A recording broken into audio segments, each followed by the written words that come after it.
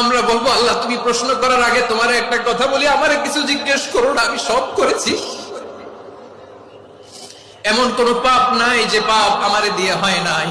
আকাশের নিচে জমিনের উপরে আমার চেয়ে বড় পাপী কেউ নাই। একটা একটা করে আল্লাহ স্বীকার করি আমি পাপী, সব পাপের স্বীকৃতি দিলাম। পৃথিবী না জানুক আমি তো জানি আমি কি পাপ করেছি। হায় আমার পাপের করলে বিচার, বাঁচার আমার নাই উপায়। দয়াময় তুমি মাফ করো আমায়, মাফ করো আমায়। আল্লাহ তাআলা যদি দয়া করে আমাদেরকে মাফ না করে, আমাদের বাঁচার কোনো উপায় নাই। আপনি কি ভেবেছেন আপনার নামাজ দিয়ে আপনি জান্নাতে যাবেন?